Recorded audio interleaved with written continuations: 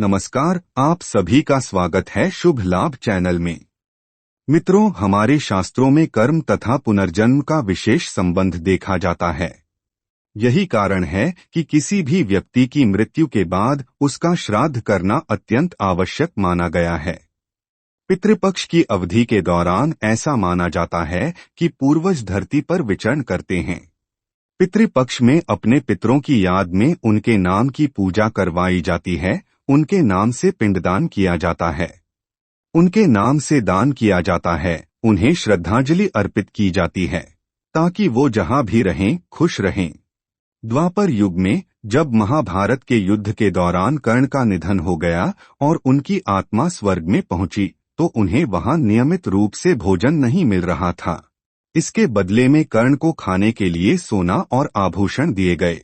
इस बात से उनकी आत्मा निराश हो गई और कर्ण ने इस बारे में इंद्रदेव से सवाल किया कि उनको वास्तविक भोजन क्यों नहीं दिया जा रहा है।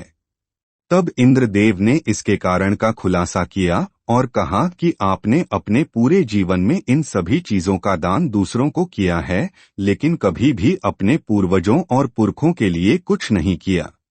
इसके जवाब में कर्ण ने कहा कि वह अपने पूर्वजों के बारे में नहीं जानते थे, और यह सुनने के बाद कर्ण को भगवान इंद्र ने 15 दिनों की अवधि के लिए पृथ्वी पर वापस जाने की अनुमति दी, जिससे वह अपने पूर्वजों को श्राद्ध कर्म कर सके। वर्तमान युग में इन्हीं 15 दिनों की अवधि को पितृपक्ष के रूप में जाना जाता है। मित्रों, पितृपक्ष के दौरान आप श्राद्ध कर्म नहीं करते हैं तो आपके पितर नाराज हो सकते हैं। पुराणों में कहा गया है कि देवताओं की पूजा से पहले आपको अपने पूर्वजों की पूजा करनी चाहिए, क्योंकि माना जाता है कि इससे देवता भी खुश हो जाते हैं। इसलिए आश्विन अमावस्या के दिन सभी को तर्पण करके अपने पितरों को याद करना चाहिए और ब्राह्मणों या जरूरतमंदों को भोजन और दक्षिणा देनी चाहिए। जितना जरूरी पिंडदान और तर्पण होता है उतना ही महत्वपूर्ण होता है इस दिन बनने वाला भोजन। उसी के द्वारा पितरों को संतुष्ट किया जाता है। धार्मिक मान्यताओं के अनुसार पितृपक्ष में जो भी श्राद्ध का भोजन बनता है उसमें से पशु पक्षियों के लिए कुछ अंश निकाला जाता है। ऐसा किए बिना श्राद्ध पूरा नहीं माना जाता। यही प्रक्रिया पंच बलि कहलाती है। इसमें भोजन को 5 अलग अलग हिस्सों में निकाला जाता है, जो चींटी, कुत्ता, गाय, कौवा और देवताओं के लिए होता है। यह अंश कौवे को जमीन पर रख कर दिया जाता है, वहीं चींटी, कुत्ता, गाय और देवताओं को पत्ते पर रखकर यह अंश देने की परंपरा है। ऐसा करने के बाद हाथ जोड़कर पितरों से भोजन ग्रहण करने की प्रार्थना की जाती है, जिससे कि हमारे पूर्वज प्रसन्न होकर हमें अपना आशीर्वाद प्रदान करें। पंच बलि का संबंध 5 तत्वों से माना जाता है। चींटी को अग्नि तत्व का प्रतीक माना गया है, कुत्ते को जल तत्व का प्रतीक माना जाता है, गाय पृथ्वी तत्व का प्रतीक मानी जाती है, कौवा वायु तत्व का प्रतीक माना गया है, वहीं देवता आकाश तत्व के प्रतीक माने जाते हैं। यही कारण है कि भोजन में से पंच बलि निकालकर इन 5 का आभार व्यक्त किया जाता है। शास्त्रों के अनुसार पितृपक्ष के दिनों में दरवाजे पर आए किसी भी व्यक्ति या पशु पक्षी का अपमान नहीं करना चाहिए। मान्यता है कि इन दिनों में आपके पितृदेव किसी भी रूप में आ सकते हैं, इसलिए दरवाजे पर आने वाले हर व्यक्ति और पशु पक्षी का आदर करें और उनको भी भोजन जरूर करवाएं।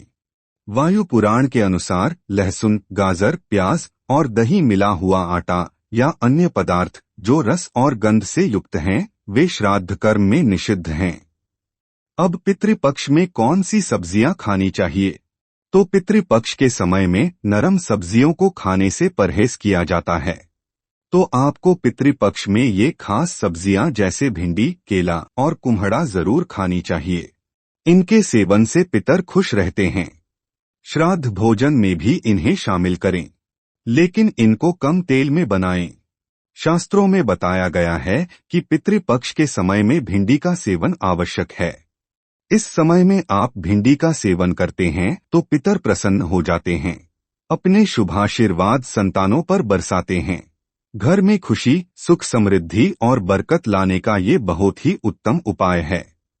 इसी के साथ श्राद्ध में खीर पूरी का होना भी अनिवार्य है। इस दिन जौ, मटर और सरसों का उपयोग करना भी उत्तम बताया गया है। जो भी पकवान आप बनाएं, उसमें ज्यादा पकवान पितरों की पसंद के होने चाहिए। इस समय गंगाजल, दूध, शहद, कुशा और तिल का उपयोग भी जरूरी है। तिल ज्यादा होने से उस कर्म का फल अक्षय मिलता है। इस दिन पूरी, छोले या फिर कद्दू की सब्जी बना सकते हैं और मिठाई भी होनी चाहिए। पितृपक्ष में कौन सी सब्जियों का सेवन नहीं करना चाहिए? तो पितृपक्ष के दौरान पानी वाली सब्जियों को खाने से परहेज करना चाहिए। मतलब कि जो सब्जियां बनाते समय पानी छोड़ती हैं, वे नहीं खानी चाहिए। इस तरह से देखा जाए तो तोरी, साग, लौकी आदि नहीं खानी चाहिए। पितृपक्ष के दिनों में हींग का भूलकर भी उपयोग न करें। हींग के प्रयोग से पितर नाराज हो जाते हैं। इस दौरान मसाले का प्रयोग भी कम से कम करना चाहिए।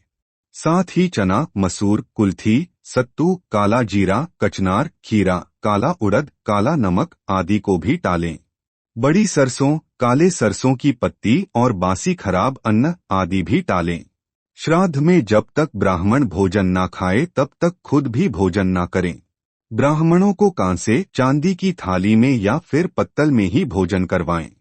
श्राद्ध कर्म के दौरान कांच और प्लास्टिक जैसी चीजों का इस्तेमाल करना वर्जित है। और याद रखें, ब्राह्मण को दक्षिण दिशा में ही भोजन करवाना चाहिए। उनका मुख उत्तर दिशा में होना चाहिए। कमेंट बॉक्स में जय पितृदेव लिखना ना भूलें। ऐसी ही धर्म कर्म से जुड़ी बातें सुनने के लिए हमारे वीडियो देखते रहें। चैनल को सब्सक्राइब करें और बेल आइकन को दबा दें। हमसे जुड़े रहें।